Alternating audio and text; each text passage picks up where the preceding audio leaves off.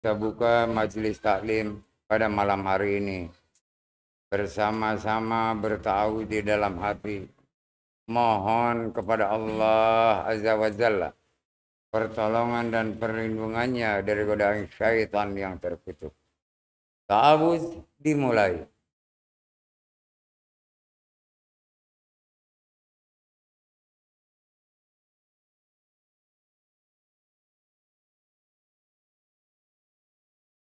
Mari kita zaharkan basmalah.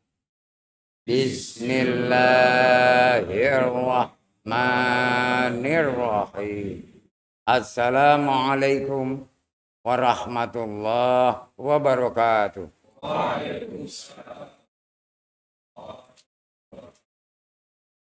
Alhamdulillah wa syukrulillah. Wassalatu wassalamu ala rasulillah. Wa ala alihi wa sahbihi wa mawala. Asyhadu an la ilaha illallah wahdahu la syarika lah. Wa asyhadu anna Muhammadan abduhu wa rasuluhu la nabiyya ba'da. Allahumma salli ala Muhammad wa ala ali Muhammad kama shallaita ala Ibrahim wa ala ali Ibrahim wa barik ala Muhammad wa ala ali Muhammad kama barakta ala Ibrahim wa ala ali Ibrahim fil alamin innaka Hamidum Majid. Amma ba'd. Qala Allah Ta'ala fil Qur'anil Azim. A'udzu billahi minasy syaithanir rajim. Ya ayyuhalladzina amanu taqullaha haqqa tuqatih wa la tamutunna illa wa antum muslimun. Qala aidan. A'udzu billahi minasy syaithanir rajim.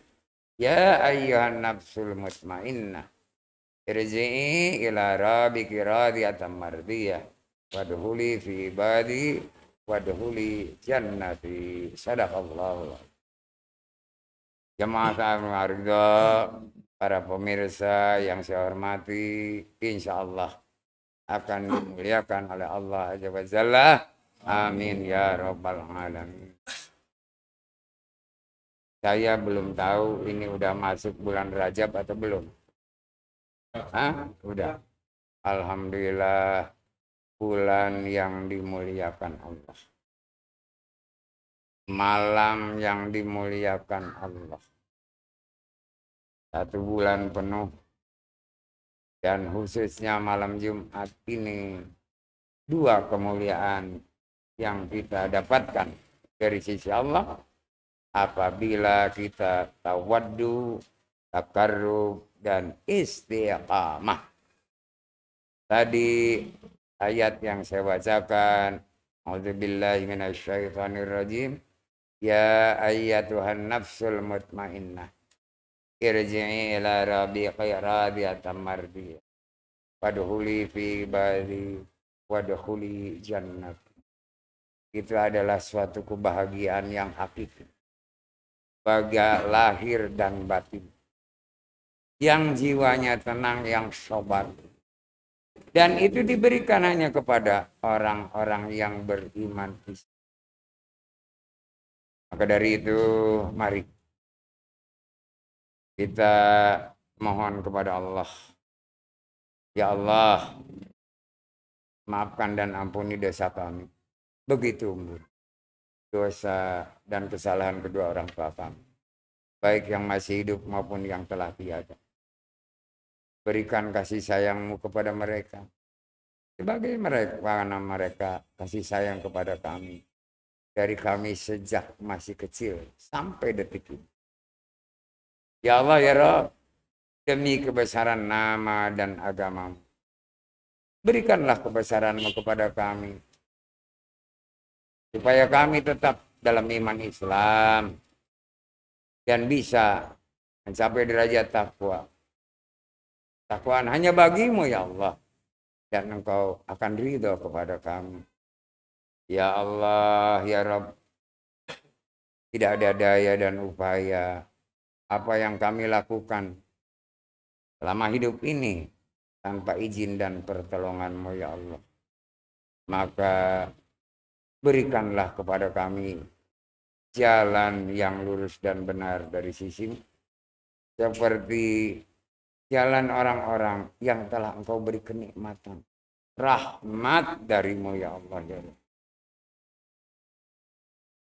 Ala hadinah wa kuliatin salih wa salihat ila hadiratin Nabi Muhammadin Rasulillah sallallahu alaihi wasallam wa azwajihi wa dzurriyyatihi wa ahli baitihi wa karabatihi wa sahabatihi wa min jamil ummati Muhammadin minal mu'minina wal mu'minat wal muslimina wal muslimat fil ardi masyariq wal maghrib wabil khususan ila arwahi waruh abaina wa ummahatina wa jadina wa jadatina wa khlina wa khlalatina wa silsalatina as'aluka ya Allah bil qabul ala kudratihim malaikat Jibril malaikat Mikail malaikat Israfil malaikat Israel wa bil malaikatul muqarrabin biqwatihim wa qudratihim syai'un lillahi al-fatihah. A'udzu billahi minasy syaithanir rajim. Bismillahirrahmanirrahim. Alhamdulillahi rabbil alamin. Ar-Rahmanir-Rahim. Maliki yaumiddin. Iyyaka na'budu wa iyyaka nasta'in. Ihdinas siratal mustaqim. Siratal ladzina an'amta 'alaihim ghairil maghdubi 'alaihim waladdallin. Rabbighfirli. A'udzu billahi minasy syaithanir rajim. Lillahi ma fis samawati wa ma fil ardh wa in tubdu ma fi anfusikum aw yuhasibkum bihillah wa yaghfiru liman yasha azibu man yasha wallahu ala kulli syai'in qadir. Amanar rasulu bima unzila ilaihi min rabbihi wal mu'minun kullun amana billahi wa malaikatihi wa kutubihi wa rusulihi la nufarriqu baina min rusulih wa qalu sami'na wa ata'na ghufranaka rabbana wa ilaikal masyir. La yukallifullahu nafsan illa wus'aha laha ma kasabat wa 'alaiha maktasabat.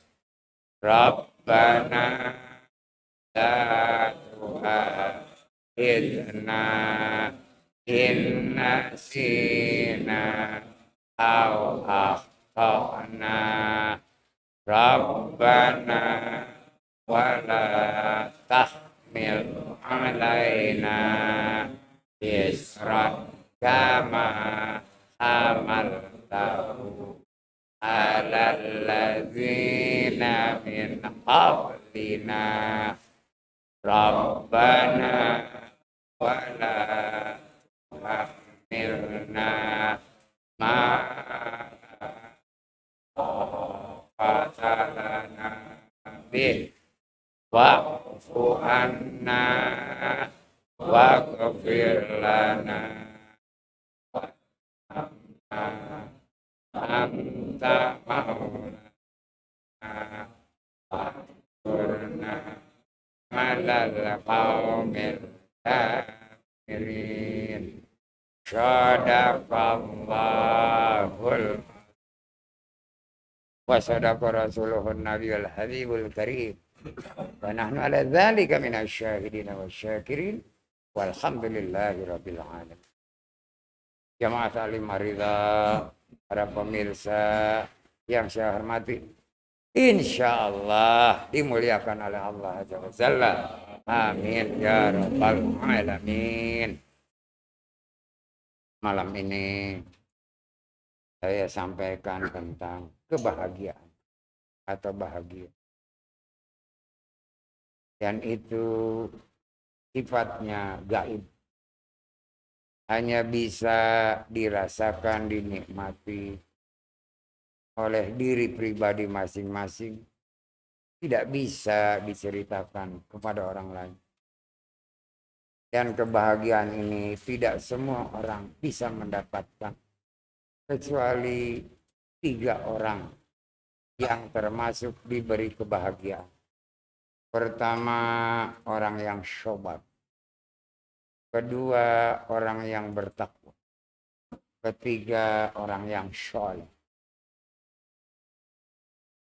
Di luar itu adalah hanya kesenangan, kegembiraan, kepuasan, dan lain sebagainya. Karena apa? Kebahagiaan adalah merupakan kasih sayang Allah terhadap seseorang yang beriman, apalagi iman Islam. Apakah orang yang dahulu, Ashabul Yamin, Ashabul Maimanah, udah diberi kebahagiaan. Tapi kita tidak tahu sebatas mana kebahagiaan. Cuman bagi kita umat Islam yang beriman, semua ingin merasakan bahagia. Kalau mungkin kesenangan, udah biasa. Kegembiraan juga biasa. Kepuasan sering. Tapi kebahagiaan itu belum tentu. Karena apa? Kebahagiaan itu adalah baik sifatnya lahiriah maupun batiniah. Jadi orang yang mengatakan sehat jasmani, afiat rohani, nah itu orang yang bahagia. Dan barang siapa orang itu bahagia, kemudian dia mensyukuri kebahagiaannya ini, maka dia akan lama berbahagianya. Akan merasakan surga dunia. Jadi tanda orang yang sehat walafiat adalah orang yang menikmati surga dunia. Kalau sudah menikmati surga dunia, dijamin dia akan menikmati nanti surga. Padahal surga dunia itu ada yang mengatakan hanya 1%, hanya 10%, sisanya nanti di akhirat. Terserah kepada pendapat. Yang penting orang yang sehat walafiat, yang berbahagia, dialah yang menikmati surga dunia. Pertama, karena keimanannya. 2, karena keislamannya. Jadi hanya orang yang beriman Islam lah. Yang imani dan islami, dia akan merasakan, menikmati kebahagiaan. Badannya sehat, lahiriahnya. Batiniahnya afiat. Hatinya, akalnya, jiwanya, jangan disebut ginjalnya, paru-parunya. Pokoknya hati, akal, dan jiwanya sehat. Ya.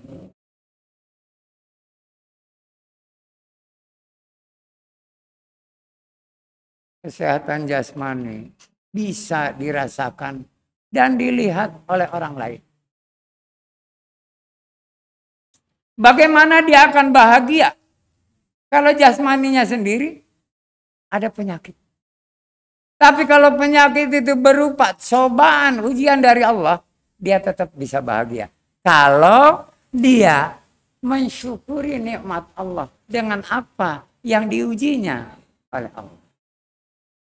Tapi kalau dia ini mengingkari kenikmatan dari Allah, dengan diujinya, dia ini berkeluh kesah, maka akan lama dia menderita penyakit. Tapi kalau dia mensyukuri nikmat Allah, akan segera Allah diangkat penyakit itu. Dia akan melakukan ikhtiar berupa usaha. Melalui syariat dia berobat. Atau dia menjaga, merawat dirinya supaya sehat kembali. Nah ini penting sekali. Jadi orang yang sakit sudah jelas tidak akan bahagia. Tapi kalau sakitnya berupa cobaan dan ujian dari Allah, kemudian dia segera berikhtiar, cepat sembuh, tetap dia akan bahagia. Karena apa? Jiwanya, batiniahnya afiat. Tapi kalau juga batiniahnya sakit, nah, walaupun badannya sehat, benar-benar sehat, orang juga menilai luar biasa. Dia sehat betul. Walaupun dia sering masuk angin, karena ada yang dihisap, tapi dia keluarkan lagi. Itu angin gak pernah disimpan di perutnya. Jadi gak bakal dia kena masuk angin, karena dikeluarkan kembali. Sebab angin selalu dijadikan penyebab. Padahal tiap hari kita ngisap angin. Kalau nggak ada udara yang kita hisap berupa oksigen, matilah kita. Kata orang Medan. Kenapa? Pasti sakit. Ada pertanyaan. Kenapa Pak? Yang bahagia itu hanya orang yang beriman Islam saat ini. Apakah orang lain non-muslim dia tidak bahagia? Enggak ada yang bahagia. Mereka hanya senang, hanya gembira, hanya puas. Batinnya sakit. Karena keimanannya hampir tidak ada. Dan yang dia imani salah. Dia bukan beriman kepada Allah Azza wa Jalla. Bukan beriman kepada malaikat Allah. Bukan beriman kepada kitab Allah. Bukan beriman kepada Rasul-Rasul Allah. Bukan beriman kepada hari akhir dan qada-qada. Yang dia imani tidak sesuai dengan yang ditetapkan tentang keimanan dari Allah Subhanahu wa ta'ala. Jadi hanya orang yang beriman Islam saja. Kebahagiaan jangan diukur dari materi. Ya. Jangan diukur dari materi. Barang siapa orang selalu mensyukuri nikmat dengan kebahagiaan yang dia terima. Dan selalu dia ini memperbaiki ibadah-ibadah dan amalnya, naik dari kebahagiaan akan jadi kesejahteraan. Dan kesejahteraan ini akan ditunjukkan. Dia materinya akan selalu bertambah, meningkat. Sehingga dia sering beramal, sering bersedekah, berinfak, bahkan berwakaf. Itu orang yang sudah bahagia dan sejahtera. Tapi pada umumnya bahagia saja sudah luar biasa. Dia sudah bisa menikmati surga dunia. Loh, kenapa Pak? Tidak bahagia itu lahir dan batin, tapi keadaannya seperti itu. Artinya hartanya hanya sekedar cukup untuk dirinya dan keluarganya. Contoh saja yang paling dasar. Uwais. Orang yang hanya sebagai pemulung kayu bakar. Tapi dia bahagia. Karena sehat jasmani dan rohani. Uwais. Kalau yang dia dapat kebahagiaan. Seperti hartanya banyak. Syekh Abdul Qadir Jailani. Contoh ya. Antara Uwais dengan Syekh Abdul Qadir Jailani. Dia sudah tingkatnya bahagia dan sejahtera. Tapi kalau Uwais hanya bahagia. Nah kita ini diantara Uwais dan Syekh Abdul Qadir Jailani. Jadi di mana kita? Ya Anda jelas sekarang di Cijantung. Jalan pertengahan nomor 1A. Ya. Dan para pemirsa di rumah masing-masing. Saya nggak perlu jawaban Anda. Sebab ngomongnya nanti salah. Di mana kita? Tunjukkan. Kita sekarang ada di Cijantung. Kalau kita pengen mendekati Syekh Abdul Qadir Jailani. Tawaddu, taqarrub dan istiqomah. Harus ditanamkan di dalam diri kita. Selalu berserah diri kepada Allah. Dekat dengan Allah. Dan disiplin kepada Allah. Pasti kita akan mendekati yang paling tinggi derajatnya. Walaupun tidak sama. Tapi bisa aja menyamai bahkan lebih. Kalau terus dia mensyukuri nikmat-nikmat Allah. Dia tidak memperhitungkan tentang amal. Tentang sedekahnya. Karena dia tahu bahwa itu adalah titipan dari Allah. Dia selalu belanjakan rezekinya di jalan Allah. Dia tidak pernah kekurangan. Itu tanda-tanda orang yang telah bahagia dan sejahtera. Dan bisa dilihat dari lingkungannya, dari keluarganya. Orang yang bahagia tidak pernah berkeluh kesah. Jadi kalau kita masih ada berkeluh kesah, belum bahagia. Masih penasaran? Belum bahagia. Apalagi buruk sangka. Tidak bahagia. Orang yang berbahagia di sini. Antara lain. Orang yang sabar. Yang jiwanya tenang. Yang bertakwa. Dan yang beramal soleh. Dan semuanya adalah imani dan islami. Tidak hanya Islam saja. Tidak hanya iman saja. Tapi iman Islam. Minimal. Kalau kita bisa. Termasuk orang salihin. Allah akan mencukupi hidup dan kehidupan kita di dunia ini. Salihin akan dicukupi. Kalau mutakin akan disantuni. Kalau sabirin disayangi oleh Allah. Tinggal pilih mau yang mana. Semuanya masuk surga. Sampai orang yang sabirin, yang jiwanya tenang. Ayatnya berbunyi tadi. A'udzubillahi minasyaitonirrajim. Ya ayyatuhan nafsul mutmainnah. Irji'i ila radiyatan mardiyah. Wadkhuli fi ibadi. Wadkhuli jannati. Subhanallah. Dipanggil oleh Allah. Jadi yang dipanggil lebih dahulu itu sabirin. Kedua, muttaqin. Ketiga, sholihin.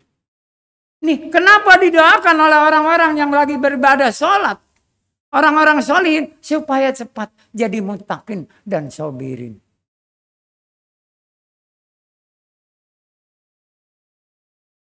Assalamu alaina wa ala ibadillahi sholihin.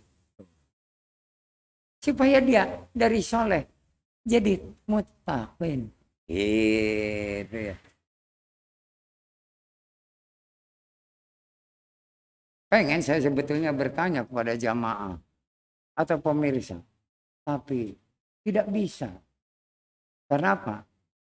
Belum bisa dibuat komunikasi yang baik. Udah dengerin aja dan lihat. Ya, jangan ngantuk. Jangan sembari lihat HP atau segala macam. Kecuali merekam boleh. Karena di situ ada setan. Di HP itu ada setan. Apalagi melihat berita. Pengen tahu beritanya. Omongan apa yang saya berikan didengar tapi nggak masuk ke dalam otaknya. Sedangkan harus sami'na atau dalam meraih kebahagiaan sebetulnya tidak terlalu susah.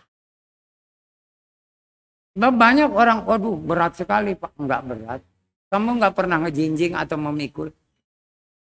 Hanya kau laksanakan sesuai dengan ikrarmu. Jadi tanda-tanda seseorang kalau pengen ibadah, kalau pengen bahagia, ingat dalam ibadah sholatmu. Di mana ada doa iftitah. Inna sholati wa nusuki wa mahyaya wa mamati lillahi rabbil alamin.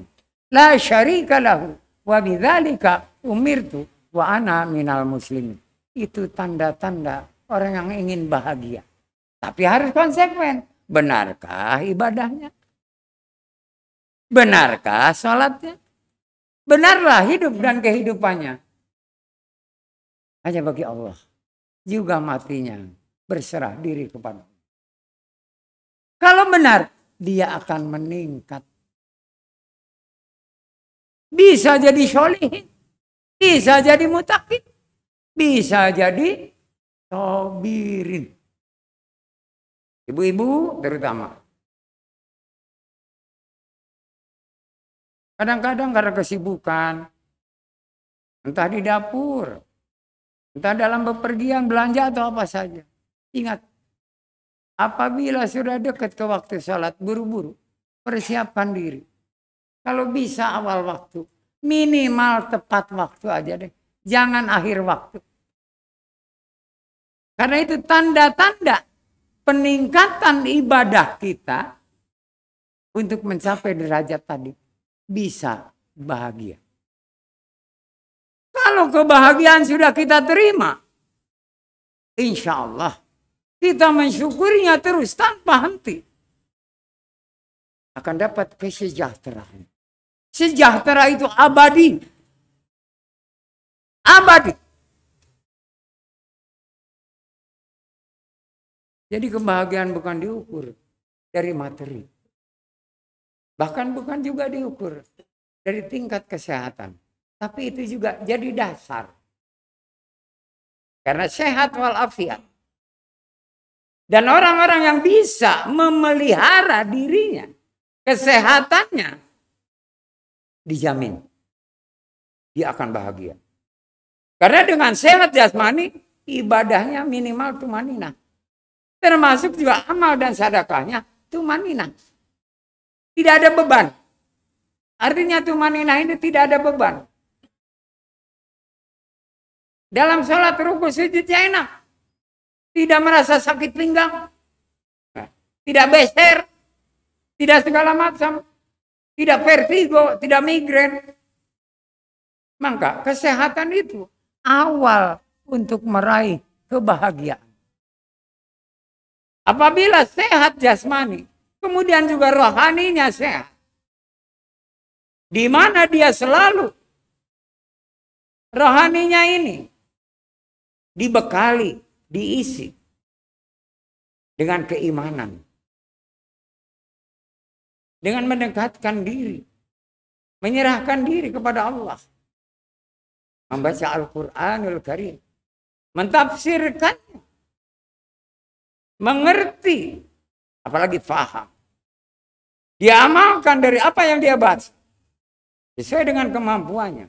Sebab tidak ada paksaan. Sesuai dengan kemampuan. Maka kebahagiaan akan diraih. Dan kebahagiaan itu tidak akan hilang. Kalau kesenangan, kepuasan, kegembiraan akan hilang. Bisa sekejap. Dalam waktu tidak lama akan hilang. Tapi kebahagiaan tidak akan pernah hilang apabila kita syukuri dengan benar. Sering orang kalau mau berumah tangga dalam acara perkawinan, ucapannya selamat berbahagia. Mestinya selamat bersenang-senang. Jangan ucapannya selamat berbahagia. Jangan. Karena belum tentu dia ini sehat jasmani, sehat rohani. Kita lihatnya hanya sehat rohani. Jasmaninya enggak. Begitu selesai pernikahan harus bayar utang banyak. Sedangkan ampau ya, atau amplop yang masuk enggak seimbang. Malah sengsara. Banyak tagihan-tagihan. Banyak utang yang belum terbayar. Boro-boro bahagia. Senang pun enggak. Malah susah. Kenapa? Dia tidak mengukur diri. Habis nikah berpesta. Mengundang kerabat, saudara, handai tolan. Untuk mengucapkan selamat dan doa. Disinilah kadang-kadang kita terkecoh. Ucapan bahagia ini hanya bagi orang-orang yang beriman Islam.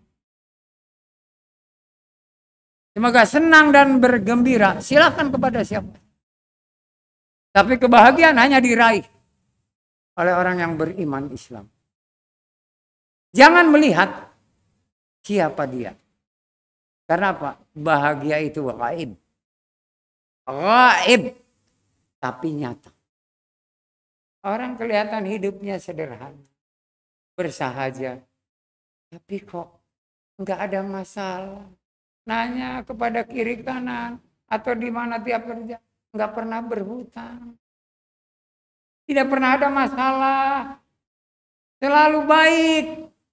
Rukun dalam rumah tangganya terlaksana sakinah mawaddah warahmah. Saling hormat menghormat, saling membutuhkan dan saling sayang menyayangi. Subhanallah. Dan dia kalau terus-menerus dipertahankan kebahagiaan ini dengan meningkatkan ibadah-ibadah dan amalnya, mensyukuri nikmat Allah, dia akan diangkat dari yang sederhana dan bersahaja akan dicukupi oleh Allah. Orang akan bertanya-tanya, dia berubah sekarang kehidupannya. Dia bisa memperbaiki tempat tinggalnya atau rumahnya. Dia bisa berusaha sambilan. Dia bisa menyekolahkan anaknya. Dan anaknya sekolah di tempat-tempat yang baik. Tidak asal aja dimasukkan ke dalam sekolah. Tapi benar-benar sekolah yang baik, sekolah pilihan. Dan begitu pun anaknya. Rata-rata anak yang berbakti kepada kedua orang tuanya. Karena apa? Kebahagiaan yang diterima oleh kedua orang tuanya, ia syukuri dengan sebaik-baik. Dia tidak pernah berkeluh kesah. Tidak pernah dia ini berkecil hati. Atau berburuk sangka kepada dirinya. Apalagi kepada orang lain. Dan kepada Allah. Dia selalu berbaik sangka. Dan apabila terus ditingkatkan. Sampai dia ini dalam ibadahnya. Diterima oleh Allah. Naik. Dia jadi orang yang soleh. Salihin. Maka kecukupan ini akan bisa dinikmati oleh keluarganya, saudaranya, bahkan tetangganya. Karena dia selalu beramal soleh. Dari ucapannya, dari perbuatannya, dari harta bendanya. Dia selalu mengingat apa yang pernah dialami sebelum dia disukupi oleh Allah. Masih dalam keadaan sederhana dan bersahaja. Bukan kemudian dia dengan kebahagiaan riak. Menunjukkan lebih dari yang lain. Berubah drastis. Dia selalu waspada dan mawas diri. Dia tidak berlebihan dalam segala hal. Dan dia selalu introspeksi diri. Sudah benarkah ibadah-ibadah dan amal-amalku ini? Dia selalu bertanya kepada dirinya. Dan juga bertanya kepada Allah. Dan selalu minta ditunjukkan, dituntun, dibimbing, dan diperintah. Karena Allah Maha Besar, Maha Kuasa, dan Maha Kaya. Nah, dari tingkah solehin bisa mutakin. Nah, di situ karena disantuni oleh Allah, dia bisa menyantuni orang lain tanpa dia berpikir panjang dan jauh. Ini rezeki dari Allah. Maka sesuai dengan ayat dalam surat Al-Baqarah, dia nafkahkan rezekinya di jalan Allah. Ikut berjihad fi sabilillah. Jihadnya membantu orang-orang yang tidak mau. Ikut membantu membangun madrasah. Membangun tempat ibadah. Membantu orang-orang yang tidak mampu.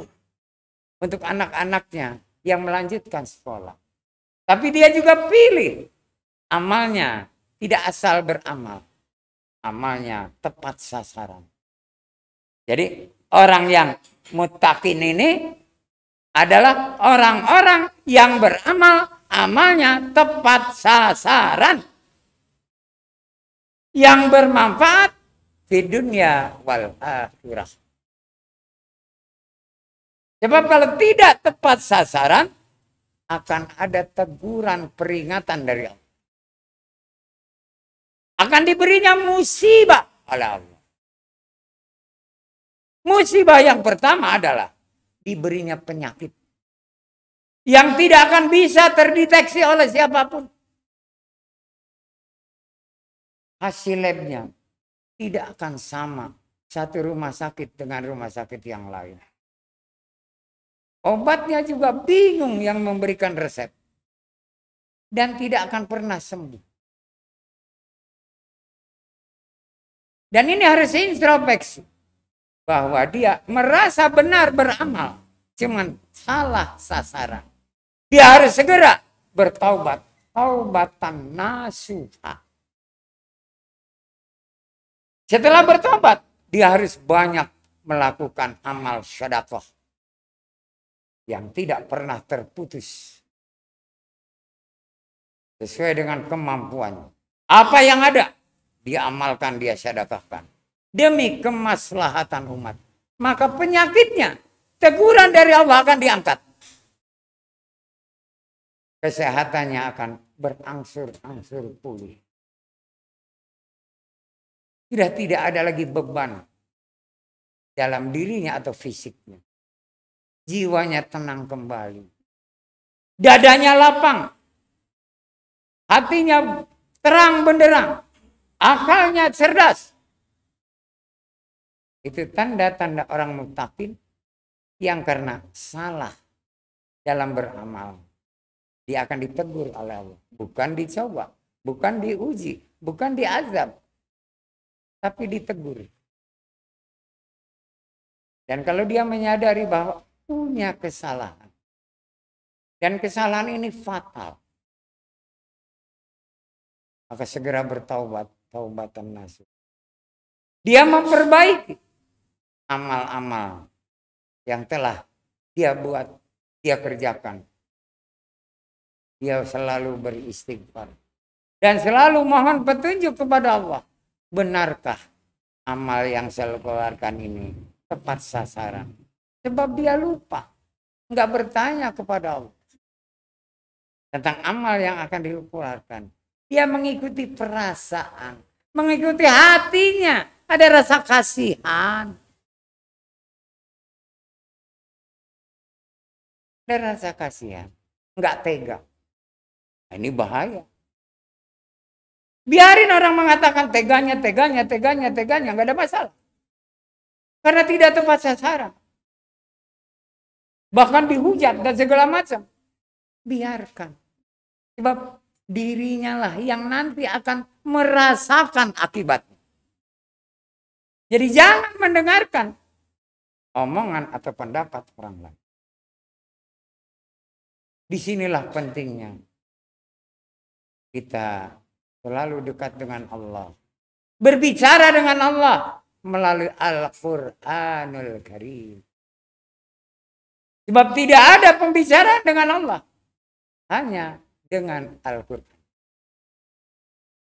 Dan tanda-tanda orang yang bertakwa itu jelas tidak akan pernah lepas dari Al-Quran. Tiap hari minimal dia baca. Entah 10 ayat, 20 ayat, entah 1 surat.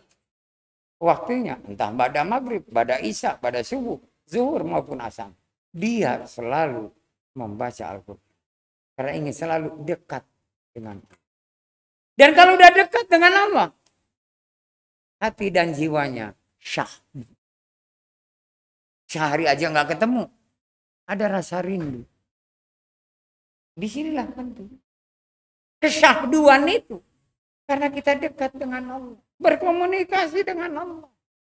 Setelah membaca Al-Quran, dia tafsirnya. Ya Allah ya Rabb. Benar janjimu.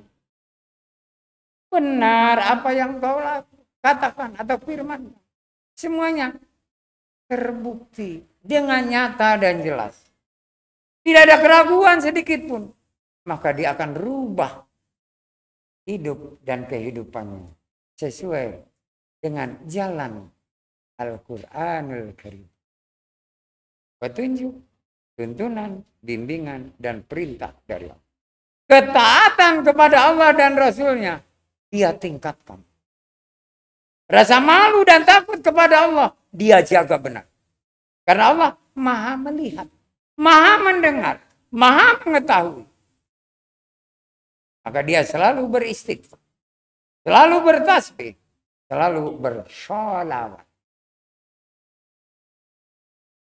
Ada ceramah-ceramah dari Ustadz. Kalau kita punya kesalahan dan dosa, yang diperbanyak apa istighfar, apa salawat. Menurut imam ini, menurut ini. Adalah bersalawat katanya yang utama. Yang kedua baru beristighfar. Dua-duanya boleh baik. Ya. Karena kita punya dosa, kesalahan, ya mohon ampunan kepada Allah. Istighfar. Baru kemudian bersolawat. Walaupun benar, Allah dan para malaikat bersolawat kepada Rasul. Bahkan juga Rasul meminta supaya Allah dan para malaikat bersolawat untuk orang-orang saleh. Kita istighfar lebih dahulu. Itu kalau menurut pendapat saya. Kalau salah, ya malu. Namanya orang udah tua. Ya, banyak kesalahan. Makanya saya banyak beristighfar.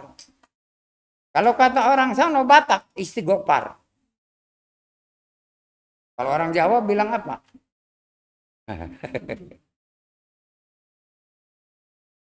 Astaghfirullahaladzim.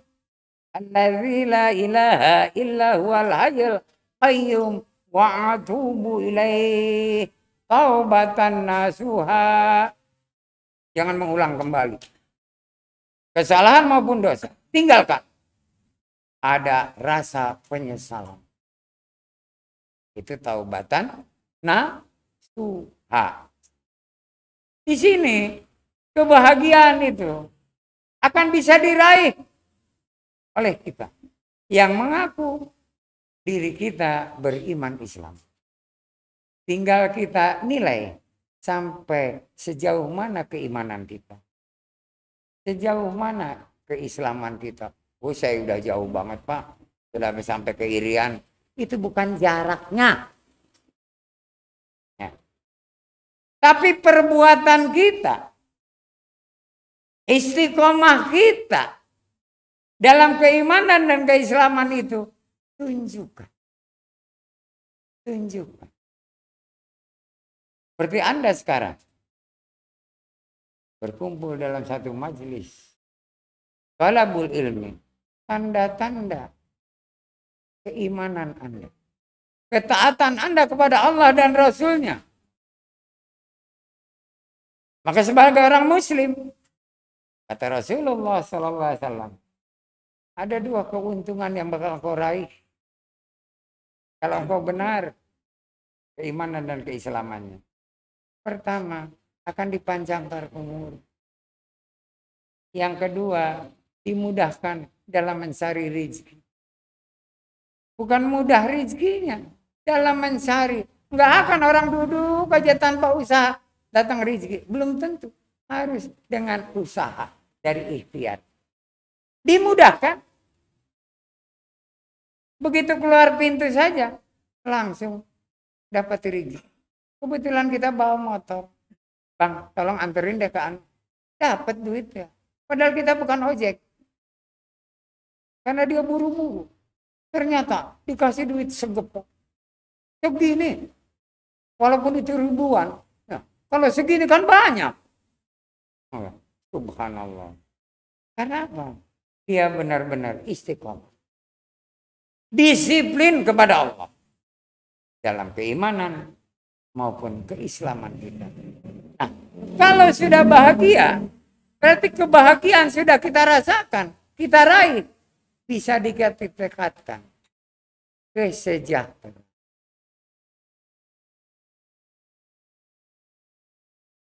Sejahtera itu udah jelas lahir dan batin.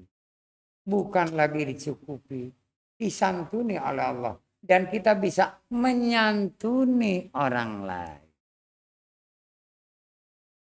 Jadi orang yang bahagia hanya baru sekedar dia beramal dan bersedekah. Tapi orang yang sejahtera sudah bisa dia menyantuni orang lain. Beramal dan bersedekah. Kelihatan manfaatnya. Dirasakan orang lain. Pertama, dari ucapannya. Loh gimana Pak? Dia nasihatnya enak didengar dan mudah dilaksanakan. Orang yang sudah sejahtera. Tidak pernah dia mengatakan engkau salah. Walaupun dia berbuat salah. Dia tidak pernah mengatakan. Hanya engkau keliru. Itu ya. Sebab kelir itu warna bermacam-macam. Ada merah, putih, dan biru. Apalagi ditambah ungu. Meletus yang hijau. Kan celaka ya. Jadi engkau hanya keliru. Jalanmu tidak tepat. Nih yang baik adalah begini. Coba deh. Tidak. Kamu harus begini. Enggak. Enggak pernah orang yang sudah mendapatkan ketakwaan. Itu tidak pernah dia ini. Ya, berbuat seperti egois atau diktator. Tapi dia dengan lemah lembut. Dan orang yang menerimanya, dia akan mengakui kekeliruannya, kesalahannya, kealpaannya, kemalasannya, kelalaiannya. Tapi tidak akan bersedih hati. Timbul semangat. Tapi kalau yang orang baik saja, pasti ada perdebatan. Enggak, padahal saya udah begini-begini. Itu kalau orang baik. Tapi kalau orang yang sudah bertakwa, pasti orang itu benar. Jadi kalau minta nasihat kepada orang yang benar. Benar ibadahnya, benar amalnya, benar sedekah. Benar ucapan dan perbuatannya. Baru kita datang minta nasihat. Dan dia punya banyak segudang nasihat. Jangan minta doa. Minta nasihat. Banyak. Kalau minta doa nggak bakal dikasih. Bantu doa. Sebab engkau bukan anaknya. Bukan nasabnya. Tapi kalau anaknya minta doa, benar. Nah, orang tua akan memberikan doa. Mendoakan. Tapi kepada orang lain siapapun, bantu doa dong. Atau doain. Gitu. Tapi nggak usah bawa amplop. Apalagi kosong. Walaupun isi jangan. Itu namanya orang ini akan menjual doa itu. Ayat-ayat Allah. Firman Allah dosa besar. Dan itu bukan orang yang benar. Bukan orang yang bertakwa. Kalau mengharap pemberian. Bahkan kalau orang yang benar, orang yang bertakwa. Ada orang susah. Minta bantu doa. Pulangnya minimal diongkosin. Kalau lapar dia suruh makan. Entah ke warteg enggak kemana. Ya, dikasih uangnya untuk makan. Dia akan selalu menyenangkan orang lain. Orang yang tingkatnya solihin, mutakin, sobirin. Apalagi engkau kalau datang kepada orang yang sabar, sobirin. Enggak bakal mau berani masuk. Ada rasa takut dan malu. Baru di gerbangnya saja bingung. Maju mundur, akhirnya enggak jadi. Karena apa? Punya harisma orang sobirin itu. Tidak sembarangan menerima seseorang. Kalau dia tidak ikhlas hatinya. Tidak sabar jiwanya. Tidak tenang. Tapi kalau dia memang rela hati. Akan berserah diri kepada Allah melalui orang sabar ini. Dia dengan mudah. Tanpa harus berucap salam. Kebetulan orang sabar itu keluar dari pintu rumahnya. Bertemu. Salamnya dekat. Assalamualaikum. Waalaikumsalam. Ayo silahkan masuk. Padahal orang sabar ini mau pergi. Silahkan duduk. Entah di teras atau di bawah masuk. Orang sabar lain. Ada apa gerangan engkau datang? Apa yang bisa saya bantu? Keluh rasanya lidah mau mengucapkan sesuatu kepada orang yang sabar. Lain dengan orang yang mutakin, kita bisa lancar. Kepada orang soleh kita bisa berdebat. Tapi kepada orang yang sabar, nggak berani ngomong. Nunduk aja. Tapi orang sabar itu tahu. Dia utangnya banyak. Terutama utang kepada Allah. Bukan utang kepada manusia. Sering tinggal ibadah. Kan itu berhutang kepada Allah. Ya. Nggak pernah beramal. Yang ada selalu buruk sangka, fitnah dan segala macam. Orang sabar itu akan memberi nasihat. Nah, atau dek, atau nah, atau bro, gitu. Terserah ucapan. Bertobatlah dengan taubatan nasuh. Itu yang pertama. Dia akan nasihati. Bertobat. Orang yang sabar. Yang jiwanya tenang. Karena dia tahu. Dia gak berani berbicara. Tapi dia tahu. Dia sering tinggal ibadah. Tidak pernah beramal. Dia selalu pengen dapat sodakoh dan hadiah dari orang. Tapi dia tidak pernah beramal. Apalagi sodakoh. Dia akan nasihati. Bertobatlah dengan benar. Mulailah engkau beribadah kembali. Jangan tinggalkan Al-Quran. Insya Allah Allah akan memberi kamu rezeki. Akan kamu cukupi oleh Allah. Janjiku pasti benar. Karena itu ada di dalam Al-Quran. Segeralah. Rubah perbuatan-perbuatan yang tidak ada gunanya. Dengan perbuatan yang berguna. Janganlah engkau berdebat, berbantah dengan siapapun. Apalagi soal sepele. Soal besar bahaya. Bisa pertumbuhan darah. Jaga lisanmu. Kalau bisa, jangan lepas dari sholawat dan tasbih. Supaya apa? Terjaga lidahmu. Orang itu hanya diam. Ya Allah, ya Rabb. Alhamdulillah. Saya dapat nasihat dari orang yang sabar. Yang itu terus terang akan dikabul. Tidak akan lama. maksimum 40 hari. Maksimum loh. Kalau dia mengikuti nasihat orang sobat. Paling lama 40 hari. Udah boleh. Ya. Mau apa aja. Seperti orang yang mau ngelahirin. Tunggu 40 hari ya. Ini akan lahir. Ya. Juga orang yang beriman Islam. Asal selalu bertaubat. Dan memperbaiki ibadah-ibadah serta amal. Paling lama 40 hari. Tapi kalau dia juhud, berilmu dan berakal, tidak lebih dari seminggu. Akan dirasakan pertolongan dari Allah. Seminggu. Maaf, saya mengatakan demikian. Karena pernah saya dulu, lagi muda remaja, sering keliru. Oh ya. Sering lalai. Saya datangi orang yang sobat. Bukan orang yang soleh. Bukan orang yang takwa. Tapi orang yang sobat. Ternyata nasihatnya itu. Nah, kamu udah ngerti, udah tahu. Aku tidak banyak memberikan nasihat kepadamu. Bertobatlah segera. Setiap sholat kamu. Setelah selesai. Salam. Sujud lagi. Bertobat kepada Allah. Kalau bisa. Sholat sunnah. 2 rakaat. Sholat tobat.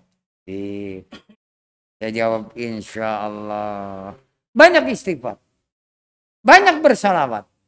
Banyak bertasbih. Kalau engkau lakukan itu. Paling lama 40 hari nak. Adakan perubahan. Ternyata baru seminggu. Ada perubahan yang drastis. Luar biasa. Kayak perputaran yang cepat. Cepat sekali. Kenikmatan terus bersambung. Tidak pernah putus. Benarlah nasihat orang yang syabirin. Yang jiwanya tenang. Nasihatnya itu. Saya berani mengatakan karena saya pernah melakukan kekeliruan. Zaman remaja. Dulu. Antara tahun 60 sampai 70. 10 tahun saya sering kekeliruan. Benar-benar. Sholat selalu dijamak. Ya. Duhur ditarik asar. Maghrib ditarik isya. Untung nggak putus setalinya. Kalau putus nggak bisa ditarik lagi. Nah.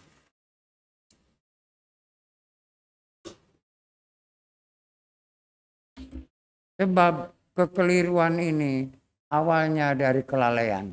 Menggampangkan. Yang penting nggak tinggal ibadah. Ternyata itu rekayasa pribadi. Bukan ketentuan Allah. Bukan dari sabda Rasulullah. Tapi diri kita sendiri. Setelah saya selalu bertobat. Tidak sampai lebih dari 1 minggu. Perubahan luar biasa. Kantong selalu penuh. Pekerjaan dimudahkan. Orang lain dikirim ke sana kemari. Saya hanya duduk menghadap meja. Misahin emap-emap yang datang dan keluar. Enggak ada capeknya. Subhanallah. Banyak waktu terbuang. Saya pakai zikir. Zikirnya istighfar. Bertasbih dan salawat. Makin kemari. Dari tahun 70 lebih. Sampai tahun 80-an. Hanya kenikmatan yang saya rasakan. Itu karena apa? Taubatan nasuha. Jangan merasa kecil hati. Wah, saya ini fasik. Saya udah munafik. Saya sudah banyak dosa. Kata siapa lu? Kata lu sendiri kan? Kata kamu sendiri. Itu bahaya. Segeralah bertobat kepada. Akan diangkat semua. Akan dirubah semuanya. Karena hanya Allah lah. Maha pemaaf. Juga maha pengampun. Makanya dalam bulan puasa selalu ada doa. Yang Nabi ajarkan. Allahumma innaka afuwun. Tuhibul afwa. Fa'fu anna. Astagfirullah. Nas'aluka ridhaka wal jannah. Wa na'udzubika min syakhatika wan nar. Itu sebetulnya tiap hari boleh. Bukan hanya bulan puasa. Ya, habis sholat nih. Nah, baca aja itu. Boleh.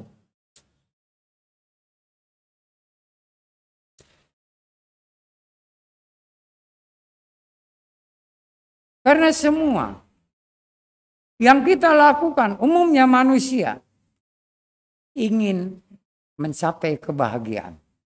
Tapi dia tidak tahu rahasianya. Kita buka di sini sekarang. Saya dari siang sampai sore, sampai duduk di sini. Aduh, apa yang mau disampaikan ini tausiah? Siapa nanya saya ke Rudi? Rudi, apa Rudi? Ketawa jawab. Saya mau memberikan tausiah, ya nggak benar. Karena dijawabnya dengan ketawa. Jadi tiba-tiba bahagia. Masya Allah. Itu tidak mudah. Sebab bahagia itu satu tingkat di bawah terakhir keutamaan sejahtera. Senang, gembira, puas, nikmat, apalagi itu banyak sekali. Bahagia, sejahtera. Subhanallah. Orang bahagia dan sejahtera, jaminannya surga, dunia dan akhirat. Mau bahagia? Alhamdulillah, saya juga mau. Dan saya tidak sombong. Alhamdulillah, setelah kapan ya? Saya terus terang, setelah khatam. Ya. Al-Fatihah. Kebahagiaan datang. Tidak bisa ditolak. Tidak bisa dipungkiri. Ya Allah, kok rasanya lain dari yang lain. Kayaknya perubahan ini luar biasa. Terutama pada jasmani dan rohani saya. Segala sesuatu seperti tidak ada hambatan dan halangan. Iya saja. Jawabnya iya. Selalu iya. Saya tidak pernah mengatakan tidak, kecuali yang dilarang oleh Allah. Kalau yang tidak dilarang, ya. Silahkan, ya. Dan selalu dapat bimbingan dalam segala hal. Dalam segala hal. Dari mulai bangun tidur mulai. Sampai lilir misalnya. Pengen buang air kecil. Seperti ada bimbingan. Semuanya diatur sedemikian rupa. Ya Allah. Benar Allah telah menurunkan malaikatul muqarrabin kepada mereka-mereka yang telah mendapatkan kebahagiaan dari Allah. Dan semuanya pengen. Ya kalau pengen, perbaiki. Tingkatkan ibadah-ibadah dan jangan berpikir kapan bahagia datang. Pasti akan datang. Asal dalam melaksanakan perintah Allah harus rela hati ikhlas.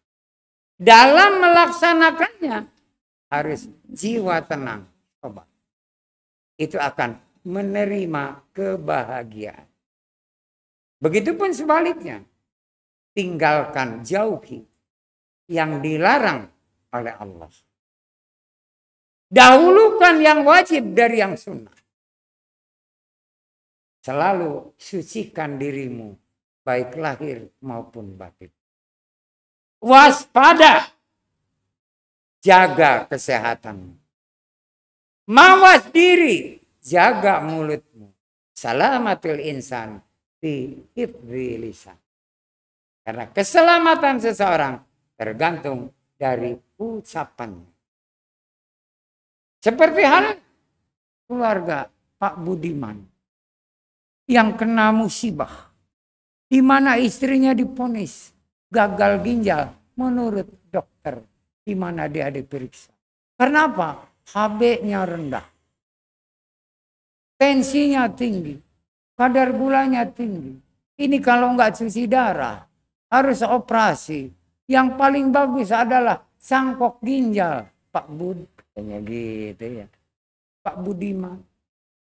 Pak Budiman diam termenung. Dia nggak cerita kepada istrinya. Dia juga nggak cerita pada anaknya. Begitupun pada Ibu Sastra. Tidak cerita. Dia introspeksi diri. Apa kesalahanku? Apa kesalahan istri? Ya. Apa kesalahan istri? Makin lama kondisi istrinya Pak Budiman makin lemah.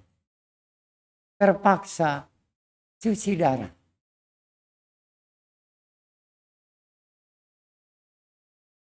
Kemudian istrinya bilang kepada suaminya, Mas Bud, ada apa sayangku? Itu sakinah mawaddah warahmah. Kesalahan dosa apa saya sehingga oleh Allah diberi ujian seperti ini. Bingung Pak Budiman untuk menjawabnya. Karena dia merasa semuanya dilakukan. Coba ibu tolong. Ibu barangkali punya kesalahan. Punya dosa apa terhadap seseorang. Enggak ada kayaknya Mas. Tolong barangkali Mas tahu. Padahal apa yang dilakukan Mas selalu selalu saya bantu. Tanpa kecuali. Saya selalu aktif. Dalam kumpulan ibu-ibu. Baik majelis taklim maupun RT. Saya selalu sediakan konsumsi. Iya juga. Jadi apa ya Bu?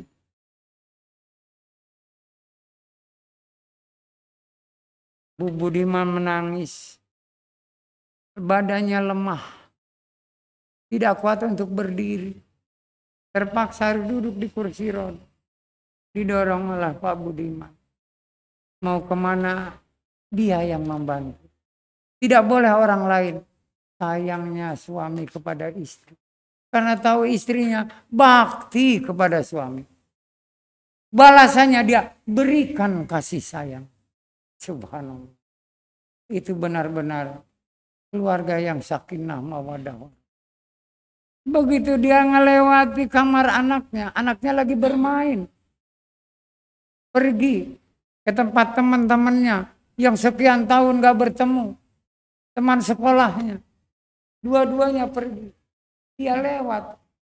Astagfirullahaladzim. Ada apa Bu beristighfar? Ini kesalahanku Mas. Dia menangis. Enggak bisa ditahan nangisnya keras.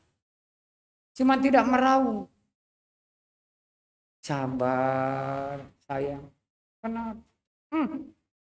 Aku salahnya ini, dosaku ini. Kenapa? Aku dulu berdoa. Mohon kepada Allah. Supaya anak-anakku ini bisa sekolah ke luar negeri. Saya tidak mendoakan supaya anak-anak ini jadi anak soleh. Boleh sekolah ke luar negeri, dalam negeri. Tapi dia tidak berdoa anaknya soleh. Tapi anaknya pada sekolah ke luar negeri. Benar dikabul sekolah ke luar negeri. Karena Ibu Budiman ini udah dia memang imani Islami. Tapi dia sangat berdoa.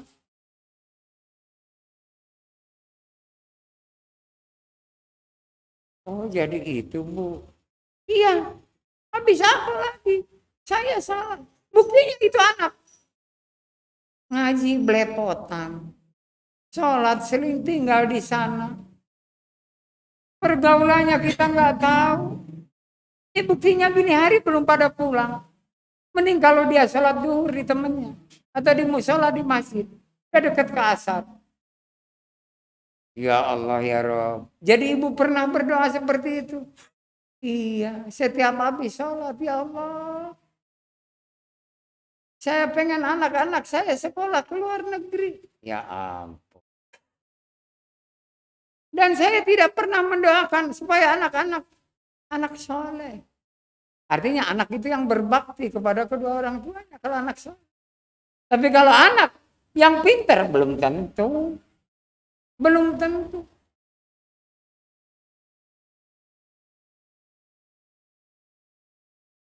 Suaminya terdiam. Dia juga merasa berdosa. Dia bangga anaknya sekolah di luar negeri. Apalagi begitu ditanya oleh teman-temannya, oleh saudara-saudaranya, di mana anakmu? Wih, sekolah di mana? Di luar negeri.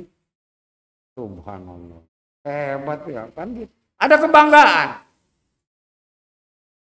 Dan dia setelah lulus melanjutkan lagi, ingin S2.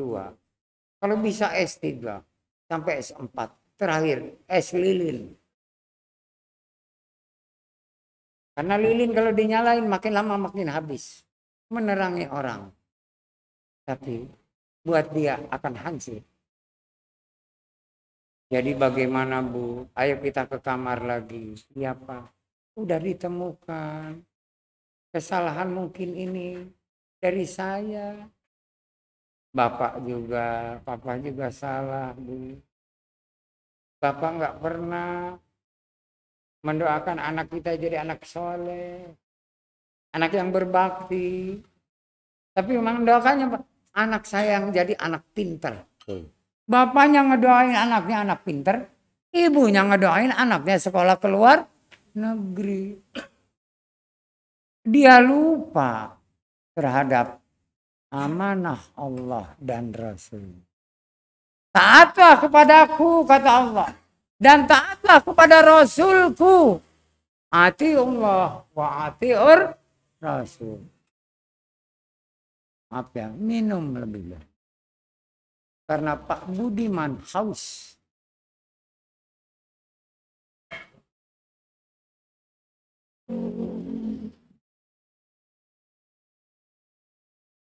Boleh kita doakan anak kita pinter. Anak kita sekolah ke luar negeri. Tapi jangan lupa, jadilah anak yang soleh. Anak soleh udah pasti berbakti. Kalau anak yang salah, durhaka. Kan begitu ya. Antara soleh dan salah sangat jauh jaraknya.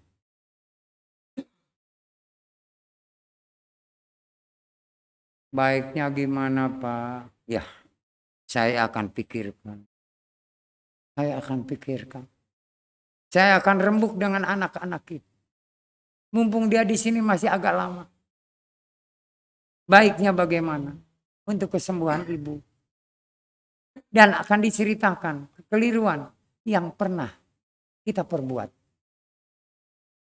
Menyadari kekeliruan dan kesalahan itu adalah utama. Mereka berdua beristighfar, bertasbih, bersolawat terus. Supaya Allah memberikan bimbingan, tuntunan, kesadaran kepada dua anaknya. Itu karena mau berembuk. Begitu nanti pulang, habis makan malam. Makan nasi, cuman malam hari. Bukan malam, bukan makan malam ya. Makan di waktu malam.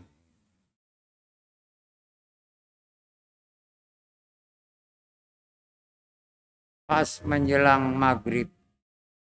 Tinggal 15 menit lagi. Anaknya dua-duanya datang. Dengan gembira dan ceria. Dia nggak memikirkan ibunya punya penyakit dan habis cuci darah. Bener. Kalau anak yang soleh nggak karena begitu. Bahkan dia nyanyi-nyanyi lagunya barat. Dang ding dong, itu lagunya ya. Lagu dang ding dong.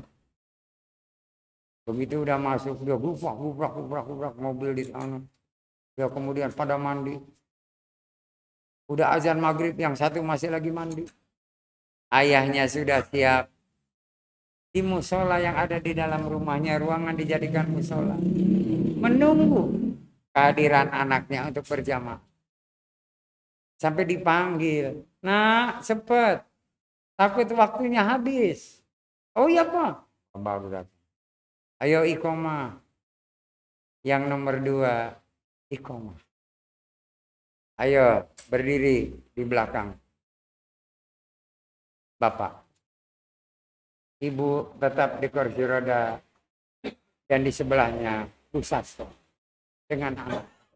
Subhanallah, berjamaah. Ayahnya memimpin jadi imam sholat, bergetar dalam membaca. Karena dia merasa berdosa di hadapan Allah Azza wa Jalla. Dia merasa takut akan siksa. Setelah selesai sholat, setelah ucap salam, berdoa. Kemudian anaknya bersalaman. Pak Budiman nyamperin istrinya karena pakai kursi roda. Bersalaman, dicium tangannya. Menetes air mata istrinya. Terharu Pak Budiman. Begitu juga Bu Sastra salaman. Anaknya salam. Duduklah Pak Budiman. Dipanggil anaknya. "Nak, sini." Dekat dengan ibu. Dia melihat ibu kelihatan sedih. "Kenapa Bu sedih?" "Ibu kan tadi udah ke rumah sakit." "Benar. Bukan anaknya ikut mengantarkan ke rumah sakit, tapi bapaknya." Disinilah tanda. Anak yang pintar belum tentu soleh. Tapi anak yang soleh pasti pintar.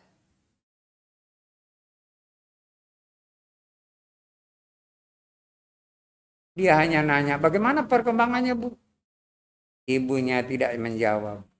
Tanyalah sama bapak.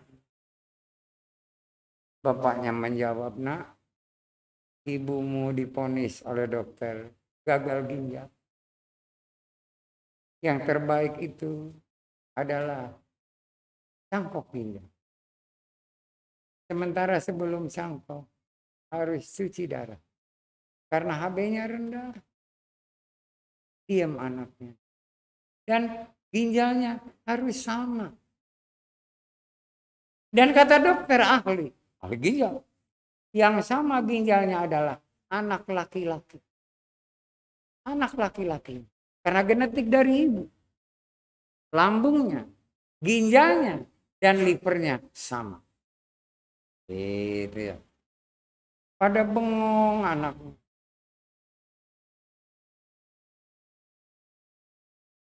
Kata yang laki yang sulung, "Saya siap ayahanda. Ibunda, saya berikan ginjal saya untuk ibu." Kata adiknya, "Saya juga siap." Jadi berdua ini siap untuk nanti kalau diperlukan, siap diambil ginjalnya, dicangkokkan kepada ibunya. Bukan itu maksudnya.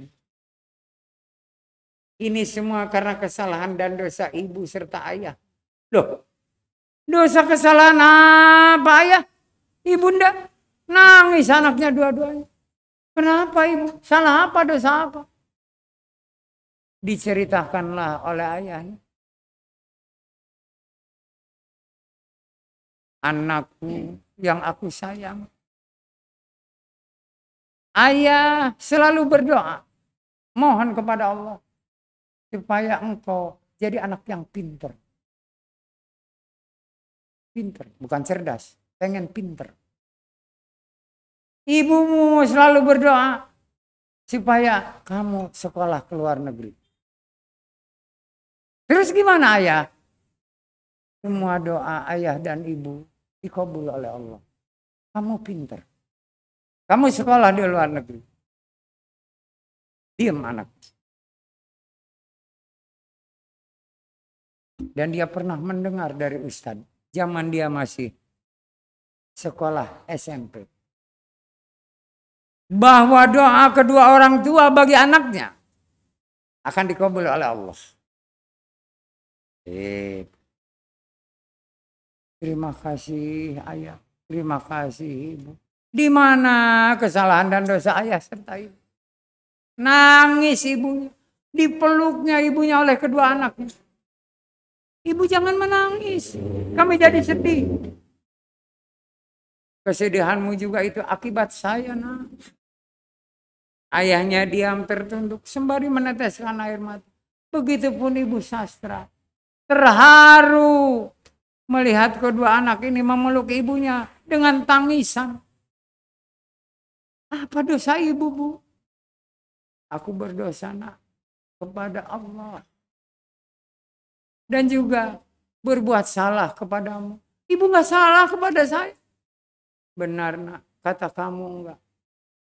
Tapi ibu sebagai orang yang beriman Islam, yang taat kepada Allah dan Rasul, lupa dalam berdoa.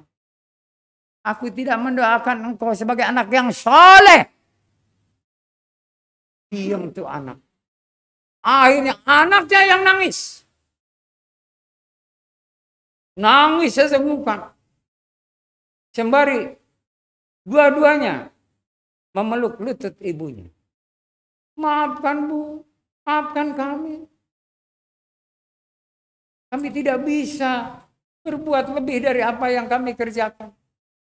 Kami tidak berbakti kepadamu, Ibu, kepada ayah. Kami bukan anak yang soleh. Mungkin kami anak yang salah. Diakui. Sering tinggal sholat. Sering minum minuman keras. Mengikuti zaman. Karena di Eropa. Kami sering masuk diskotik. Kami sering berbuat maksiat. Itu karena sayangnya kepada ibu. Pada orang tua yang melahirkannya. Dia jujur mengucapkan kesalahan-kesalahan dan dosanya. Maafkan kami, Bu, ayah. Ibunya diam. Timbul semangat pada jiwanya, bangkit semangat ibunya. Alhamdulillah, anakku telah mengakui kesalahan dan dosa-dosanya di hadapanku, ibunya dan ayah. Semoga Allah menerima nanti taubatnya. Nah, iya ibu, sembari masih nangis. Engkau sayang sama ibu, aduh Bu, saya lebih sayang ke ibu daripada diri saya sendiri. Benar kan? Benar. Tidak adalah artinya dalam hidup ini kalau saya tidak bisa memuliakan orang tua dan berbakti kepadanya. Sekarang saya baru sadar, Bu, setelah melihat ibu sakit seperti ini. Apa keinginan ibu? Apa perintah ibu buat saya? Buat kami ini anak ibu. Benar, itu keluar dari lubuk hatimu yang suci. Benar ibu, apapun yang ibu katakan, kami siap melaksanakan tanpa pamrih. Gitu. Baik, kalau demikian, nak, bertaubatlah kamu. Dan jangan tinggal ibadah. Serta terus kau belajar membaca Al-Quran dengan benar. Terutama tajwidnya. Mumpung kau masih liburan cuti di rumah. Di negara, di Indonesia ini. Itu gampang, Bu. Kami bahkan akan mengajukan cuti lagi, lebih dari itu, sebelum kami merasa puas dan melihat ibu sehat. Benar. Kalau perlu kami nggak akan kembali ke sana. Cukup. Kami sudah sama-sama dengan adik kami. Saya S2 di luar negeri. Tadinya mau sampai S3 dokter. Apalagi dia dapat beasiswa. Pinter-pinter memang. Doa ayahnya dikabul. Doa ibunya dikabul. Maka jangan suka salah berdoa untuk anak-anak keturunan. Pertama harus anak ini anak yang soleh. Perempuan solehah. Kemudian baru yang pinter. Apalagi bilang yang cerdas. Gitu. Bukan hanya pinter, cerdas. Jadi orang yang soleh, yang cerdas, pasti akan mendapatkan kebahagiaan dari Allah Azza wa Jalla. Akhirnya ayahnya bilang, benarkah janjimu nak? Benar ayah. Kami nanti paling pulang seminggu di sana untuk beres-beres apa yang akan kami bawa pulang kembali ke Indonesia. Kami akan melanjutkan di Indonesia untuk S3-nya. Karena kami sudah mempunyai data-data lengkap.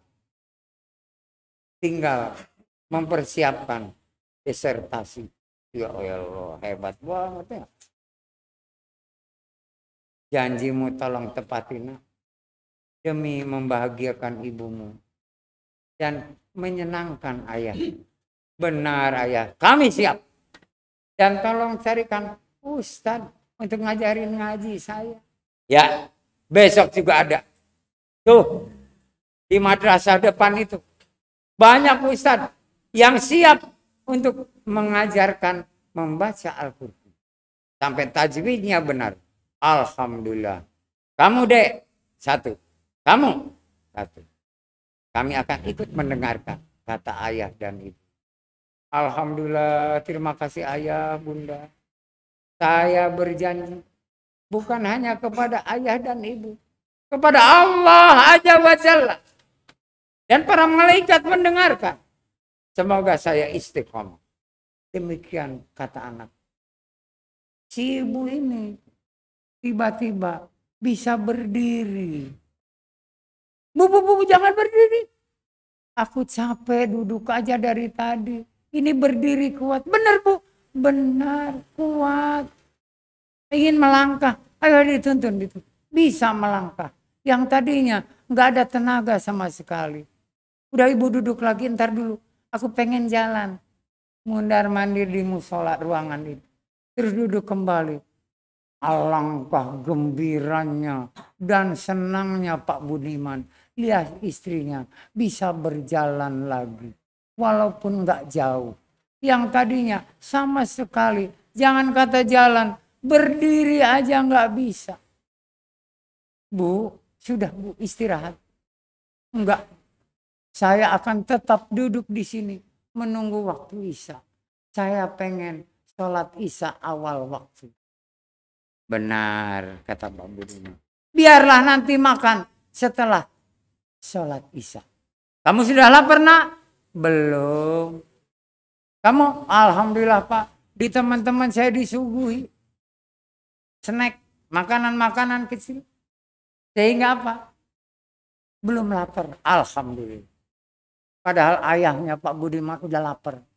Permintaan istrinya ingin berjamaah sholat Isya awal waktu. Dan obrolan tadi agak lama. Cuma saya persingkat. Ya. Tangisan. Nggak ada yang nangis di sini. Cuma ada yang berpikir, aduh ya. Saya kenapa? Ya mendoakan anak kok. Bukan anak itu yang soleh. Tapi anak yang pinter. Pengen diterima di perguruan tinggi. Yang negeri. Dan segala macam. Wah udah macam-macam dah. Lupa mendoakan anak yang soleh dan soleha. Segera bertobat kepada Allah. Itu karena apa? Kita lalai. Berkumandanglah azan Isya. Didengarkan. Terus disuruh anaknya yang sulung. Iqomah. Baik ayah. Dia iqomah. Dengan suara bergetar. Karena apa? Ada rasa gembira. Ada rasa sedih. Dan rasa takut. Karena ibunya sakit. Penderitaannya gagal ginjal. Dan harus sangkuk ginjal. Tapi dia siap. Anak-anaknya ini untuk memberikan ginjal. Setelah sholat berjamaah. Ayahnya tidak lama-lama berdoa. Mari kita sama-sama makan. Bu Sastra juga ikut ayo makan bareng. Meja kita gede. Bisa diisi 20 orang. Kursinya. Mejanya gede banget. Jadi kalau mau nyerahin lauknya didorong. Piring anunya, piring lauknya. didorong. Nanti dari sana didorong lagi. Kalau kurang tepat bisa jatuh karena mejanya gede. Memang mejanya untuk kurang lebih antara belasan orang. Supaya merapat, jangan jauh. Itu ya. Ibunya, ayahnya Bu Sastra. Kemudian di sini anak-anaknya berdua. 5 orang dekat. Ayo kita makan. Jangan lupa ucapkan ta'awudz dan basmalah. Ta'awudz di dalam hati, basmalah ucap. Mari kita makan bersama. Makan, dinikmati. Ibunya makan sayur apa dimakan seperti biasa. Yang tadinya enggak ada nafsu, enggak ada selera, selalu mual. Saat itu dinikmati. Bu Sastra bengong, sebab Bu Sastra yang masak temen nasinya. Subhanallah. Bu Sastra bengong, Bu, bener Ibu? Iya. Coba lagi itu sayurnya dikasih lagi. Habis, bahkan pengen nambah. Kata Pak Budiman, udah Bu jangan kenyang-kenyang. Cukup aja nanti Ibu kalau mau tidur lapar, makan lagi. Ingat nasihat dari si jantung. Jangan sampai kalau mau tidur lapar bahaya. Nah itu gara-gara Ibu nih gagal ginjal. Setiap mau tidur lapar, hanya minum teh manis saja. Tidak mau makan apapun. Karena takut katanya nanti gulanya naik.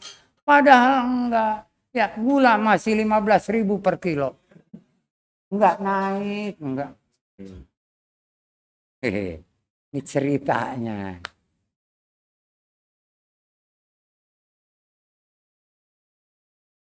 Akhirnya ibunya diantarkan ke ruang tengah.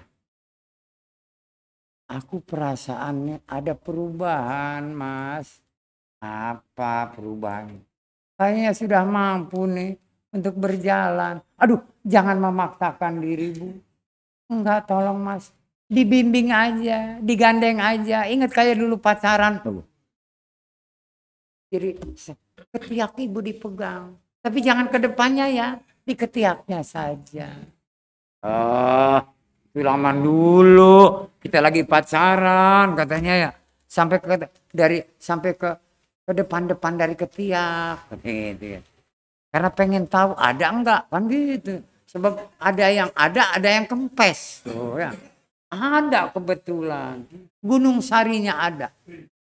Jadi enggak hanya hayam muruk sama apa? Gajah Mada. Tapi Gunung Sari ada. Ibunya ketawa. Si Mas nih. Kan kita ingat dulu. Waktu malam minggu. Nonton bioskop. Katanya gitu ya. Ibu kan penakut. Jadi selalu minta digandeng. Kan bukan digandeng dari sikut ke bawah. Dari sikut ke atas. Kadang-kadang minta bahunya yang dipegang. Karena takut ada yang dari belakang. Katanya begitu. Wah. Ngingetin zaman dulu. Sekarang ibu udah pemberani. Ya makanya Bu. Orang yang beriman Islam. Enggak boleh takut sama apapun. Takutlah hanya kepada Allah. Malu hanya kepada Allah. Waduh. Pak Budiman.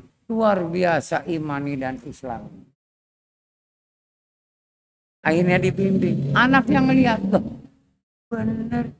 Ibu jalan. Mondar-mandir sampai 3 kali bolak-balik.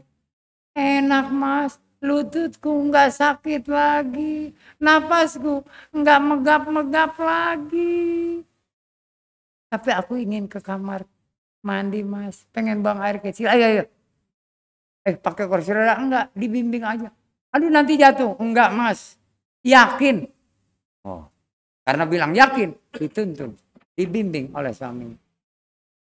Masuk ke kamar mandi. Kencing di kloset dulu. Kencingnya nih banyak. Biasanya hanya serit-serit udah. Ini sampai terdengar. Waduh, kayak keran dibuka. Bu, banyak kencingnya. Iya, saya juga kaget. Oh, banyak kencing saya. Alhamdulillah. Ibu Budiman juga mengucap alhamdulillah wa syukurillah. Sudah dibasuh istrinya. Pakai ini lagi. Dituntun lagi, dibimbing. Anaknya bengong. Ada apa ribut di kamar mandi ayah? Ibumu kencingnya sudah banyak. Sudah banyak.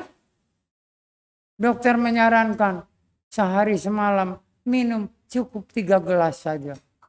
Ibu nggak usah khawatir. Mau berapa aja haus, minum. Buang air kecilnya banyak. Dan ibu tidak bengkak. Kakinya enggak bengkak. Tangannya enggak bengkak.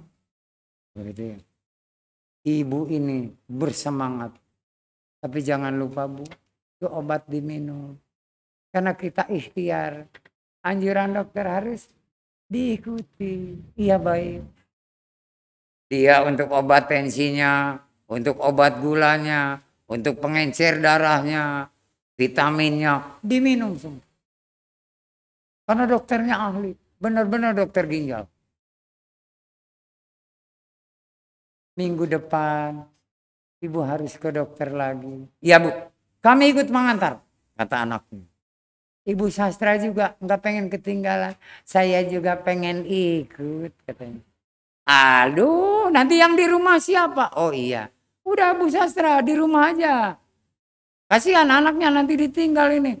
Ya tadinya mau ikut bareng juga anak saya. Enggak, udah di rumah aja. Nanti kasih oleh-oleh oleh saya. Nanti mampir ke toko kue, dibeliin apa buat anaknya. Kata Pak Budiman, berangkatlah setelah 5 hari ke rumah sakit lagi. Tidak pakai kursi roda. Turun dari mobil, dibimbing jalan, duduk di tempat tunggu. Dokter melihat dari kaca. Karena ruangannya dari kaca, bisa melihat ke depan, keluar. Tapi dari luar, nggak bisa melihat ke dalam. Kacanya namanya kaca apa tuh? Riben, subhanallah. Jadi kalau riben itu ya bisa ngelihat keluar, tapi nggak bisa dari luar ngeliat ke dalam. Jadi orang yang pakai kaca riben, matanya nggak kelihatan. Nggak kelihatan. Padahal dia ada matanya. Ya. Jadi jangan pakai riben, bahaya. Karena apa? Kalau tidur nggak ketahuan.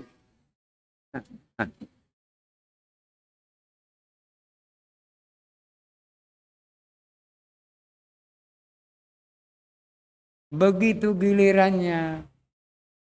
Ibu Budiman, kata suster, bagian yang manggil pasien. Silahkan masuk Bu. Baik. Dokternya bingung sampai berdiri dari kursinya. Benar dia jalan kaki. Ada kebanggaan. Obat yang aku berikan cocok. Mustajab. Dia lihat datanya. Dan dia tulis. Nanti kalau ada lagi penyakit yang kayak Bu Budiman. Obatnya ini.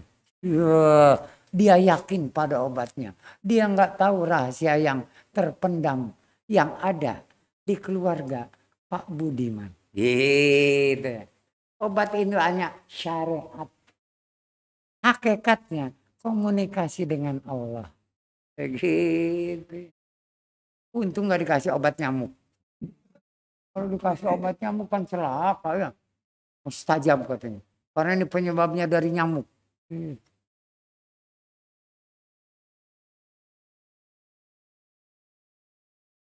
Begitu masuk, silahkan Ibu rebahan tiduran di tempat yang kami periksa nanti.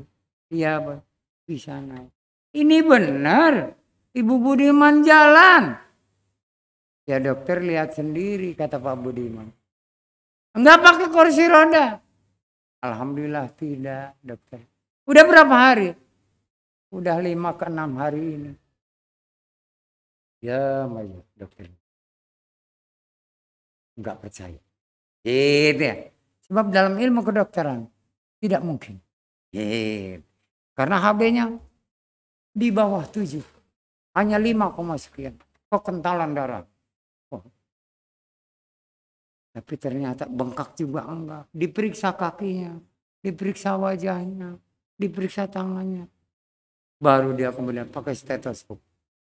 Stetoskop suruh mangap mulutnya. Dilihat lidahnya. Sentilannya di dalam lak-lakan. Apa-apa tuh namanya. Enggak. Lihat. Gak ada peradangan sama sekali. Ibu apa yang dirasakan sekarang? Ya hanya rasa capek doang. Lainnya nggak ada dok. Ya kalau begitu saya kasih pengantar sekarang juga ke lab. Nanti pengen tahu hasilnya dari lab. Dipegang pinggangnya sakit enggak? Enggak dok, cuman geli. Loh, kiri kanan cuman geli doang. Jadi nggak ada yang sakit enggak? Bener ibu? Enggak. Sampai ditekan? Enggak. Ini aneh. Tapi nyata. Langsung dibawa ke lab. Di USG di ronsen. Kedudukan ginjalnya. Hasil lab darahnya diperiksa segala macam. HB-nya apa. Ditungguin. 2 jam kemudian keluar. Dipanggil lagi Ibu Budiman. Dokternya hanya geleng-geleng kepala. Habis geleng manggut. Pak Budiman bingung. Kenapa dok? Apa sakit kepala? Bukan. Pertama saya nggak percaya. Tapi nyata. Oh. Jadi kalau orang begini terus begini. Pertama tidak percaya. Tapi nyata. Tapi kalau manggut terus. Nyata bener. Kalau geleng terus. Waduh celaka 12. Ini semua hasilnya normal bu. HB ibu sudah di atas 10. Luar biasa. Ginjal ibu normal. Yang tadinya hanya sekitar 5%. Ini kembali normal bu. Ibu benar minum obat yang dari saya? Benar dok. Semua saya lakukan. Yang 3 kali, yang 2 kali, yang sekali. Semuanya saya lakukan. Sebab disediakan semua oleh suami saya. Dan ada yang di rumah membantu saya. Tidak ada pernah yang ketinggalan. Sampai vitamin pun sebelum makan saya minum. Apa benar dengan obat itu? Dan ini sering saya berikan ke orang-orang lain. Enggak seperti ibu. Mereka tetap cuci darah. Bahkan udah berbulan-bulan. Oh ibu belum sampai 1 bulan. Udah kembali normal. Ini mustahil. Ada apa gerangan? Oh, dokternya punya feeling. Feeling. Gitu. Luar biasa.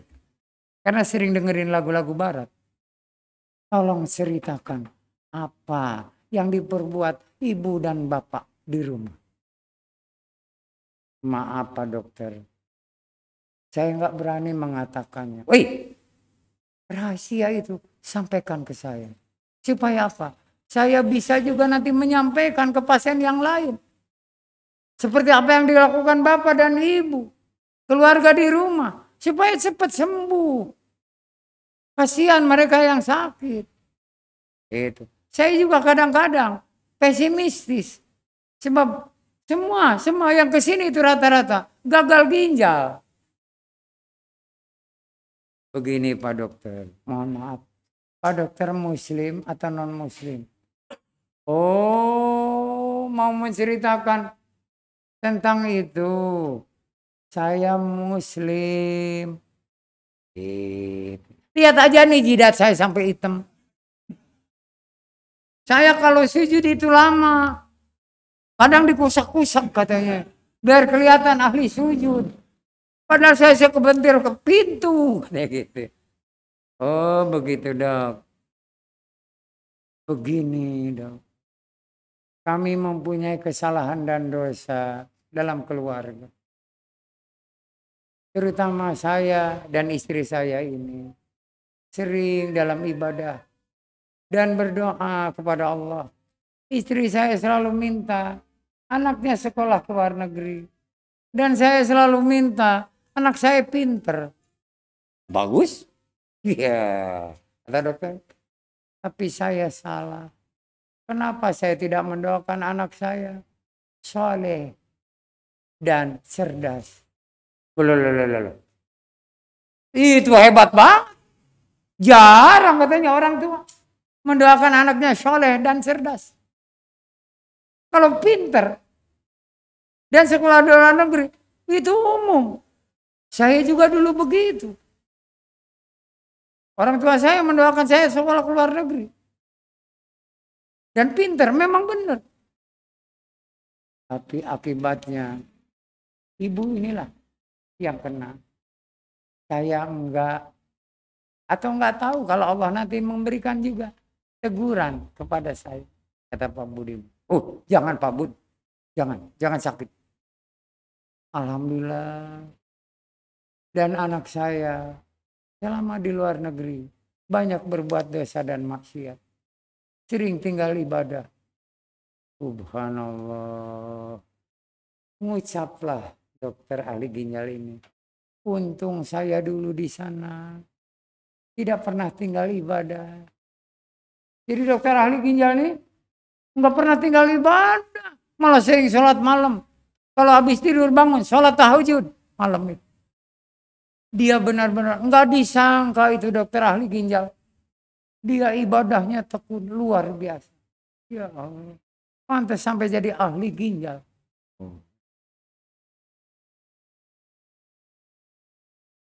Ibu, saya bersyukur. Saya terima kasih dengan kesembuhan ibu ini. Saya kasih hadiah. Enggak usah, enggak. Sebab ini juga resep yang sangat luar biasa. Lahiriahnya yang saya berikan. Batiniahnya dari Bapak dan Ibu. Saya akan sampaikan juga kepada semua pasien. Ibu sekarang dan seluruh pemeriksaan laboratorium apapun nggak usah bayar. Nggak usah bayar. Dan ibu nggak usah cuci darah lagi. Ibu cukup saya kasih resep hanya vitamin. Tidak saya resep darah tingginya maupun diabetesnya. Cukup vitamin aja Bu ya. Jangan lupa kalau pagi ini, kalau malam ini. Dan jangan telat makan. Makan harus berkuah, jangan keringan. Dan jaga ini pantangannya Bu. Penting ditulis ini. Enggak saya sebut. Lupa saya nggak baca ya. Enggak dibaca. Terima kasih Pak Dokter. Dia salaman. Dia cium tangannya Ibu Budiman oleh dokter.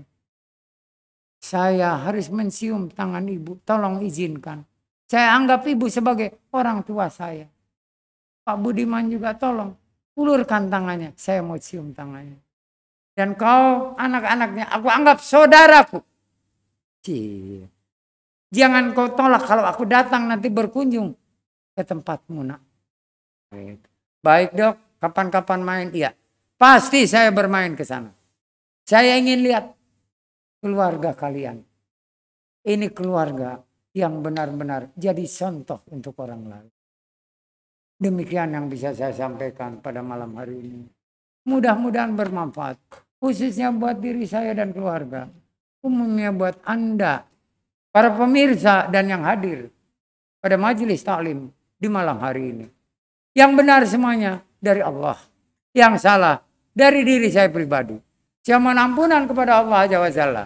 Dan mohon maaf kepada Anda semuanya. Mari kita tingkatkan iman Islam kita.